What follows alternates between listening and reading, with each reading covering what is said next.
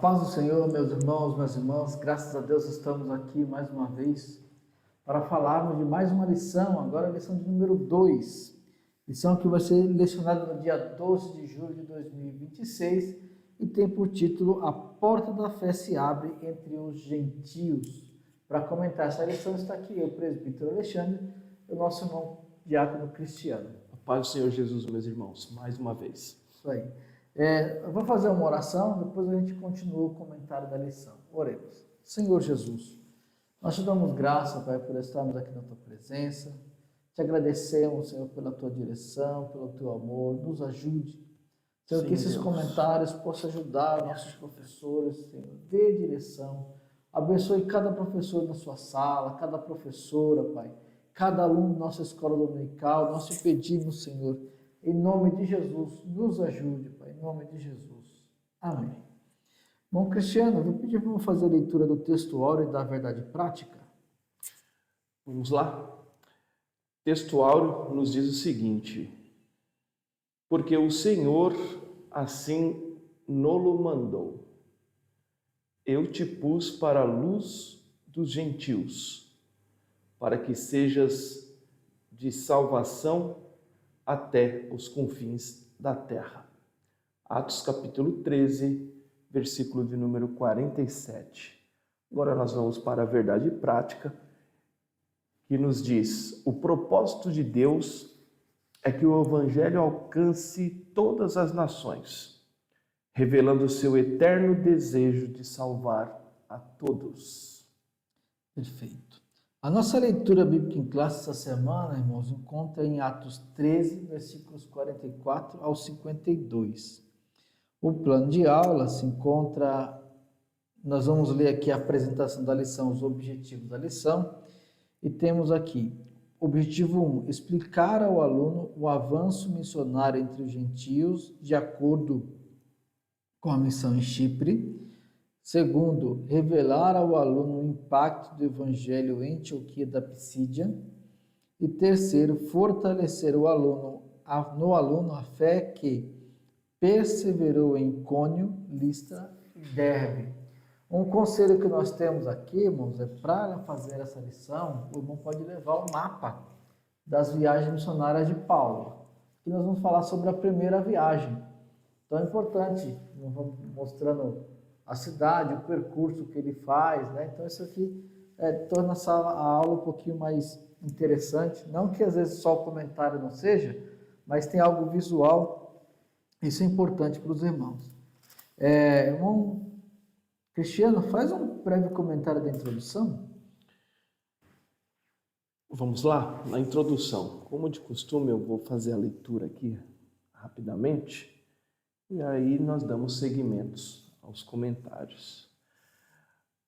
O nosso irmão Alexandre já falou aqui. Vamos tratar das viagens missionárias do apóstolo Paulo, né, onde acontece a sua primeira, que está registrada no capítulo 13 do livro de Atos dos Apóstolos. A primeira viagem missionária do apóstolo Paulo está registrada em Atos 13 e 14. Logo após serem separados pelo Espírito Santo, Paulo e Barnabé, guiados pela direção divina, iniciaram a obra que o Senhor lhes confiara. A jornada durou cerca de 2 anos, entre 46 e 48 depois de Cristo. Nesse período, acompanhados por João Marcos, partiram de Antioquia da Síria, seguiram para Chipre, terra natal de Barnabé, e avançaram pela Ásia Menor, anunciando o Evangelho em Antioquia da Psídia, Icônio, Listra e Derbe. Toda a missão tinha um alvo claro: alcançar os gentios e revelar que o plano de Deus abraça todas as nações sob a luz de Cristo. Esse é o assunto que veremos nesta lição. Na primeira lição de domingo passado, nós tratamos ali um tanto aqui da separação do apóstolo Paulo, Barnabé, para a obra missionária. Tratamos também acerca da espiritualidade, né, da direção do Espírito Santo, do plano de Jesus ali através de sua pessoa. E agora aqui nós vemos sendo empreendida a primeira viagem missionária. E como a introdução nos mostra aqui, irmão Alexandre, e a quem nos assiste, nós vemos que o foco era compartilhar com os estrangeiros, com os gentios, os que não eram judeus, compartilhar o evangelho de Jesus Cristo e apresentando assim a vontade de Deus, o desejo de Deus de que todos os homens sejam salvos, todo ser humano seja salvo. E a maneira que Deus escolheu para que estes recebessem a salvação foi através da fé, na pregação do Evangelho. E eu imagino aqui, irmão Alexandre, Paulo junto com Barnabé, João Marcos também estava presente junto com eles. Eu imagino como eles realizaram essa obra, chegando ali àquelas grandes cidades. Como que era feito? Eu posso dizer que era algo bastante simples, que é comum a gente ver no trabalho de evangelismo nas igrejas onde nós congregamos e outros ministérios também realizam, que é a abordagem da pessoa na rua, ou até uma visita em uma casa que se dispõe a abrir as suas portas para receberem os missionários, os pregadores. Hoje nós entregamos um folhetinho. Acredito eu que naquele tempo não havia essa literatura para ser distribuída. Então, se iniciou de uma maneira simples, mas poderosa. Foi abordando pessoas, falando da pessoa de Jesus, e ao ouvirem a mensagem da cruz, o próprio Espírito Santo atuava, convencia, a pessoa depositava a fé e se convertia. E assim a obra era feita, a igreja crescia e o nome do Senhor era glorificado constantemente. Perfeito. Nós entramos no ponto 1, que é a missão em Chipre. A primeira porta aberta entre os gentios. Nós temos aqui o primeiro ponto, que é a missão em Chipre. A primeira porta aberta entre os gentios. O 1, o envio missionário e o avanço da palavra. O 2, o confronto com as trevas e a vitória do evangelho. 3, confiando no poder transformador do evangelho. Essa lição, irmãos, ela é basicamente uma continuação da lição de número 1. Ela vai falar da mesma história. A lição 1 é o chamado, e aqui foi o que aconteceu nessa primeira viagem missionária.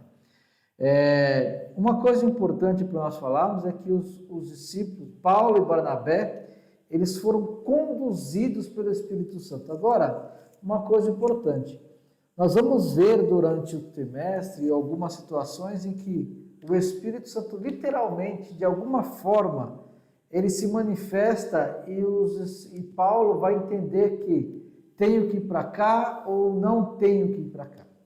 Aqui a gente não vai ver isso basicamente, então eles vão tomando decisões em que cidade vão.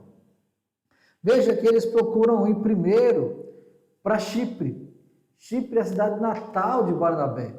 Então eles talvez pensaram, vamos começar por onde a gente conhece. Era um local que aparentemente já era evangelizado e logo eles partiram para Salamina, anunciaram nas sinagogas. E outra coisa importante, nós estamos falando da abertura da porta para os gentios. Mas o primeiro lugar que eles vão são sinagogas, e nas sinagogas eles falavam tanto para judeus como para não judeus, porém convertidos ao cristianismo. Aqui fala o seguinte: assim a missão se expandia, demonstrando que proclamar a palavra exige fidelidade, reverência, obediência sensível à direção do Espírito Santo. Eles entravam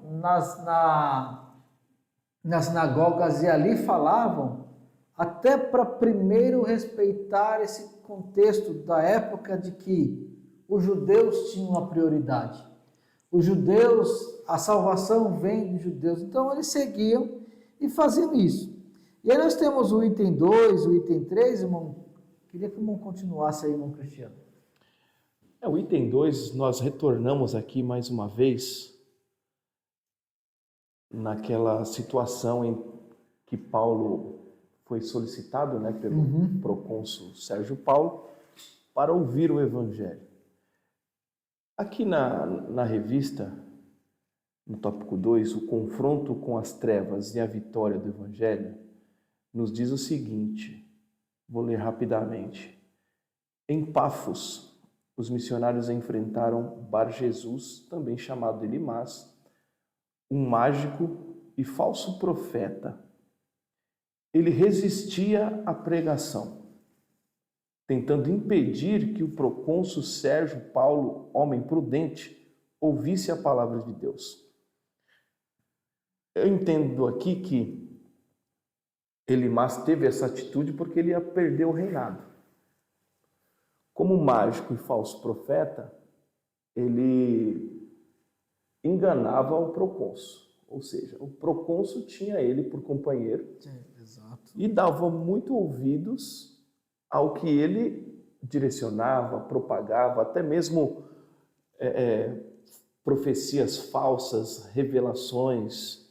Então, por trás dessa prática havia um grande interesse, por que não dizer financeiro, da parte de Elimas, um interesse onde ele tinha um certo status por estar ali ao lado do procônsul, que era uma autoridade, e ele se viu ameaçado. O seu engano, a sua máscara, ela ia cair pelo poder do Evangelho. É o que nós enfrentamos quando estamos determinados a realizar essa obra missionária.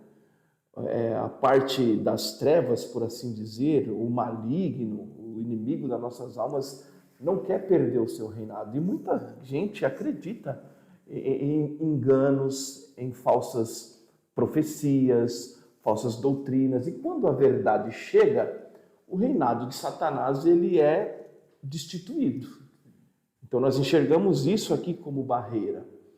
E o mais importante é que nós sabemos disso e precisamos não retroceder ou ter medo, mas temos que ter ousadia, coragem, porque quem está conosco, quem está à frente dessa obra é o Todo-Poderoso Deus, Jesus, na pessoa do Espírito Santo, que também é Deus. E como o irmão falou, eu me recordo, o Espírito Santo faz dar certo.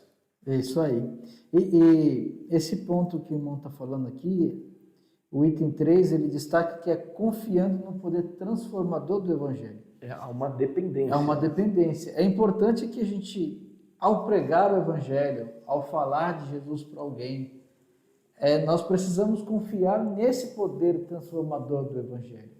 Precisamos incentivar nossos alunos a depender e acreditar nesse poder transformador. Nós temos uma tendência de olhar para alguém e, dada a situação difícil que ele vive, achamos que não tem mais jeito e às vezes até, nem vou pregar mais o Evangelho para aquela pessoa porque não tem mais o que fazer. Mas aqui mostra que nós precisamos insistir. No finalzinho desse item, ele coloca assim, que também confiemos nesse poder, orando por quem resiste e anunciando com fé. A jornada agora avança para Antioquia da Pisídia, onde a missão avançará para novas proporções. O que o comentarista está querendo dizer aqui? Paulo, ele dá uma palavra e repreende Elimas e faz com que ele saia dali cego. Mas nós não temos que pensar simplesmente em fazer uma repreensão em alguém, mas nós temos que orar para que o Espírito Santo toque o coração daquela pessoa, independente de como ela está reagindo, com o coração quebrantado ou com o coração duro. Deus pode transformar e nós precisamos acreditar nisso. O texto fala que Elimas estava resistindo ao Evangelho. Então, entendemos que Paulo pregou para ele. Ele ouviu o Evangelho, só que fechou o coração.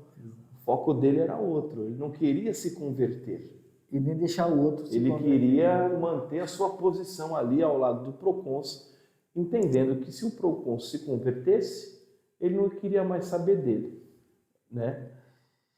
É engraçado porque, assim, normalmente as pessoas falam que o evangelho, quando as pessoas aceitam Jesus, as pessoas se tornam presas. Mas aqui eu vou falando isso, é o contrário, mostra literalmente que é o contrário. As pessoas vivem presas. E quando o evangelho chega, elas são libertas. E ele mais não queria que essa libertação chegasse para o procônsul, né? E nem quis viver essa libertação. Entrando no ponto 2, nós temos aqui a missão em Antioquia da Pisídia, o evangelho que ilumina. Aí nós temos o item 1, a exposição apostólica que revela Cristo nas Sagradas Escrituras. O item 2, a rejeição dos judeus e a tristeza de Paulo diante da incredulidade, a porta da fé aberta aos gentios pela graça de Deus. E aí, irmão, queria que o irmão Cristiano começasse aqui esse comentário. O interessante aqui é que após esse episódio de Elimas, procônsul Sérgio Paulo, sua conversão, vendo que ali não foram só palavras, mas também foi uma ação, uma demonstração do poder de Deus através da pessoa de Paulo, e isso contribuiu para a conversão de Sérgio Paulo. É por isso que precisamos ser cheios do Espírito Santo na pregação do Evangelho, porque vai chegar momentos que haverá sinais, demonstração de poder, porque Deus é vivo, e isso contribui para a conversão de muitas pessoas. A partir daí, Paulo agora, ele vai à sinagoga, o lugar apropriado ali para pregação, o ensino das Escrituras, e o alvo de Paulo é os judeus que estavam ali. Porém, a história nos mostra que houve uma rejeição. Então, Paulo ele cumpriu o protocolo, vou pregar primeiro para os judeus. Só que Paulo ele foi com um desejo em seu coração de que os judeus viessem a crer e se converterem. Tanto é que a gente vê aqui nessa passagem que Paulo ele se entristece por ter pregado, anunciado o evangelho de Jesus Cristo, e muitos ouviram ali, mas não aceitaram, não creram. E a obra é assim. A princípio, nós não vamos ter sucesso, mas o sucesso está em cumprir a vontade de Deus. O resultado positivo é esse. Fazemos a nossa parte. E a pessoa, ouvindo o evangelho, ela decide se aceita ou não. Como o foco aqui agora é os gentios, o evangelho alcançando os gentios, isso acontece porque os judeus rejeitaram. Ah, vocês não querem? Tudo isso está dentro do plano de Deus. Vocês não vão receber o evangelho, vocês judeus. Então nós vamos nos direcionar, nós vamos focar agora para quem supostamente vai querer. E assim eles realizam essa obra. É interessante a disposição que os judeus, ou o coração duro que os judeus têm para o evangelho, e de alguma forma como o evangelho pregado com poder abre e desperta a curiosidade dos gentios. Quando Paulo chega nas sinagogas de Antioquia da Pisídia, ele prega dentro de uma sinagoga onde tem gentios convertidos ao judaísmo e judeus. Sim. Os judeus rejeitam. Sim. Só que os gentios querem ouvir mais. E aí chama o dia seguinte. Quando os judeus chegaram, no dia seguinte, viram aquela multidão de gente para ouvir Paulo, começaram uma grande perseguição sobre a vida de Paulo. Essa rejeição, essa incredulidade trouxe para eles uma perseguição. Por outro lado, o irmão falou bem, foi não a abertura dos olhos de Paulo, porque Paulo já tinha essa visão de pregar aos gentios e de se direcionar aos gentios, mas ele viu, olha, não vale a pena eu me deter tempo pregando para judeus, vocês nunca vão querer. Então eu vou me direcionar agora para os gentios. E assim ele vai. Aí o comentarista vem colocar essa porta aberta da graça para os gentios. É interessante que, está um pouquinho mais para frente, mas já vou adiantar um pouquinho o comentário. No retorno, uma das coisas que mais Paulo vai se alegrar, e a igreja de Antioquia vai se alegrar quando Paulo vai dar o relatório, é que a porta da graça se abriu aos gentios. Então, olha só, irmãos, de uma forma geral, é mais ou menos a semelhança é essa. Você tem um grupo pequeno de pessoas que deles, em tese, veio a salvação. E você tem um grupo muito maior de pessoas que viviam isolados dessa promessa, que viviam longe dessa promessa, que somos nós. Mas o Espírito Santo levantou Paulo, levantou Barnabé, para que esse evangelho, não que Paulo e Barnabé fosse quem quis que os gentios aceitassem, mas Deus quis que os gentios aceitassem e viu em Paulo e Barnabé as pessoas corretas para fazer com que isso avançasse no meio dos gentios, né? Paulo chegou a dizer que eu preguei em todo o Império Romano. A gente sabe que não foi em todo o Império Romano, mas pelo menos naquela parte da Europa, dificilmente teve um lugar que alguém não ouvia falar.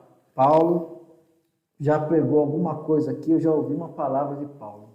E naquele tempo, irmão Alexandre, podemos entender que a religiosidade e a espiritualidade estava bem em alta. Todos acreditavam em alguma coisa. Ou eram supersticiosos, tinham lá os seus deuses, né, as suas crenças. Então era um campo bastante vasto.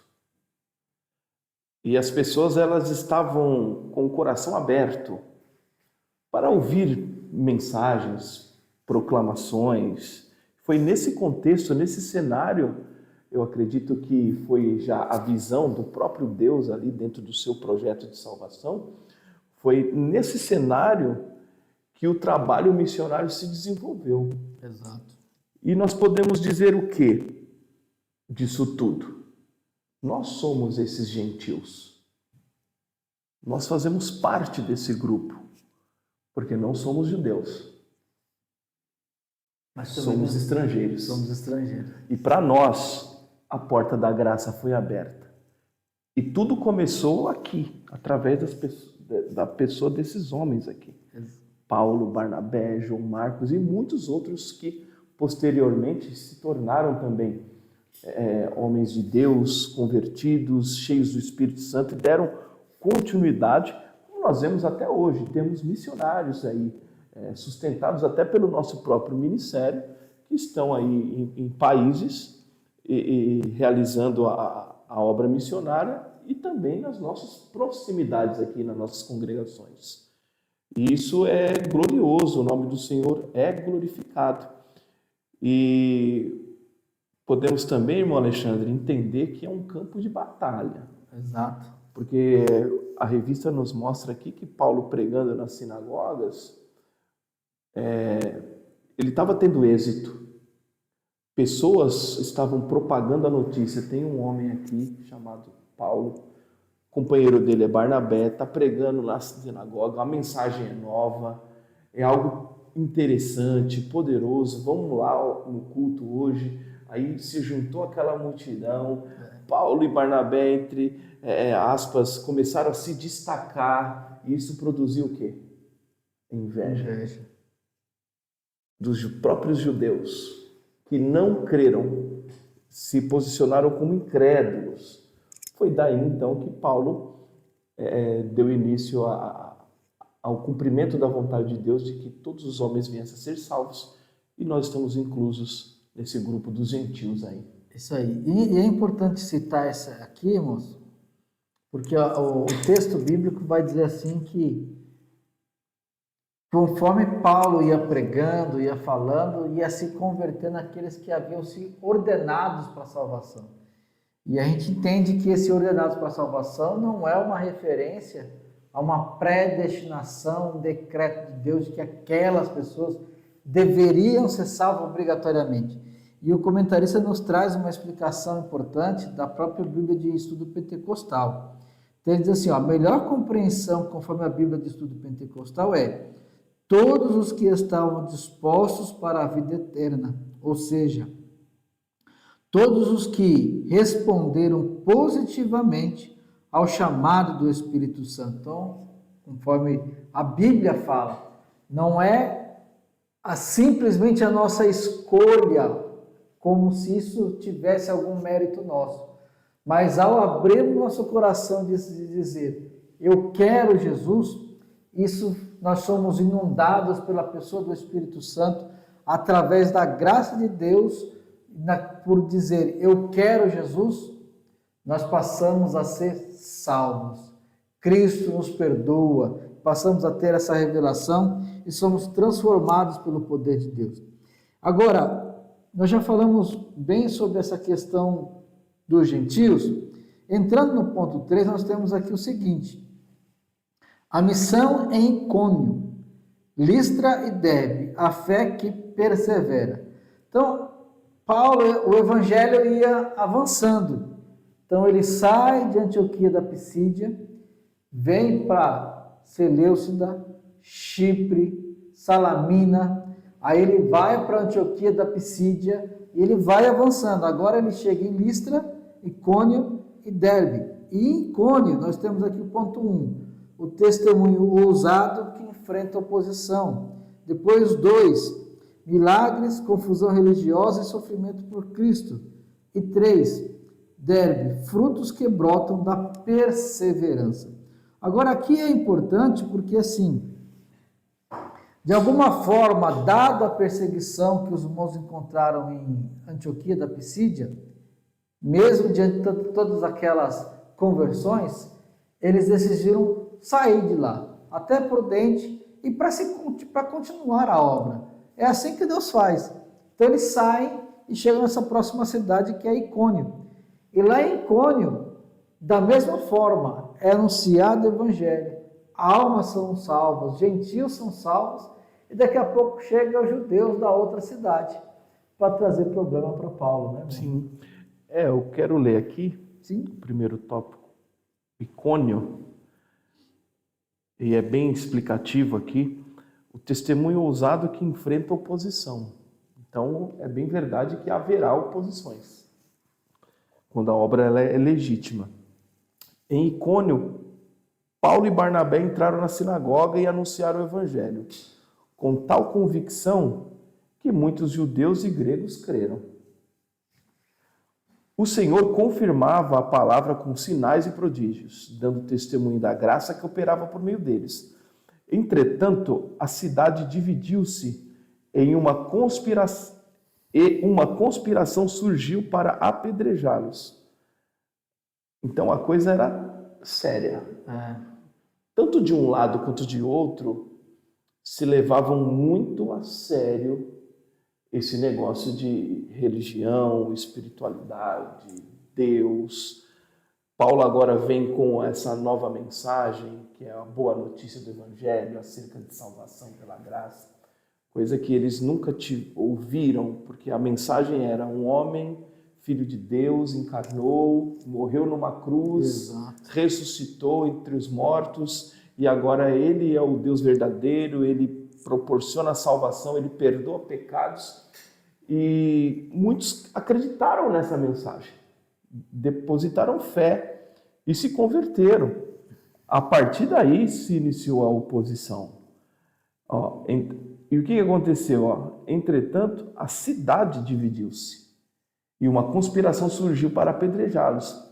Obedientes à direção do Espírito, os missionários retiraram-se para Listra, não por medo, mas por prudência, preservando-se para continuar a missão. Onde a palavra frutifica, a oposição também se levanta, mas o avanço do evangelho não pode ser detido. Então, como muitos às vezes apresentam, a obra missionária, ela não é uma obra fácil, não é uma obra de conforto, não é aquele entendimento que muitos têm, assim, até o desejo, né, irmão Alexandre? Eu quero ser missionário, pegar um avião, ir para outro país, pregar para multidões, em igrejas sublimes. Não, muito pelo contrário. Como eu já disse, eu vou repetir, obra missionária, a Bíblia nos mostra aqui, através desse contexto, desse cenário, que é um campo de batalha, é guerra, é luta espiritual, mas temos que ter a firmeza e a fé de que tudo vai dar certo em nome de Jesus, porque a obra é dele e ele se responsabiliza. Ele só precisa de homens bem dispostos. E você, nós, podemos ser um desses. E é importante porque um dos alvos da nossa lição é que os nossos alunos, e nós mesmos como professores, líderes, nós temos que sair da nossa sala entendendo, eu preciso fazer alguma coisa para que almas sejam salvas. A situação de Paulo, esse avanço da obra de Deus, essa perseguição, era algo tão sério que Paulo foge de um apedrejamento em Icônio, mas quando chega em Listra, ele cura um aleijado de nascimento. E olha como são as coisas. Os homens, Paulo curou o aleijado em nome de Jesus, o aleijado foi curado. Os homens tentaram adorar ele, e quando ele disse, eu não quero adoração porque tem que ser para Jesus, e aí é claro que houve a incitação dos judeus que vieram de outra cidade de novo, ele foi apedrejado e quase morto. Então ele era para ser adorado e acabou sendo quase morto. Aparentemente ele fingiu de morto, pararam de atacar, os discípulos cercaram ele levanta, entrou um pouco da cidade, mas depois ele fugiu, porque a perseguição era grande e ele precisava continuar pregando o evangelho. Esse aqui é extremamente importante, porque às vezes... E aqui, irmãos, até é importante falar com os alunos pelo seguinte, às vezes um negocinho simples nos tira a direção de Deus. Alguém que nos falou uma palavra que eu não gostei, ou insinuou alguma coisa que eu acho que é para mim, e às vezes nem é. E aí nós vamos criando um monte de monstros, porque a nossa cabeça vai criando isso, enquanto Paulo, o Evangelho mostra, enquanto eles estavam apanhando e sofrendo por Cristo, eles estavam pregando mais e alegres. Eu vejo aí, Alexandre, que Deus ele sabe quem ele escolhe, quem ele envia, porque veja bem, entre tantos, o Espírito Santo disse, separa Paulo e Barnabé. Primeiro porque o Espírito Santo conhece a todos. E a gente pode até conjecturar aqui e falar, Paulo e Barnabé aguentam na fala do Espírito Santo. Eles vão aguentar, eles vão suportar, eles vão até o fim. E quando nós conhecemos a história como um todo,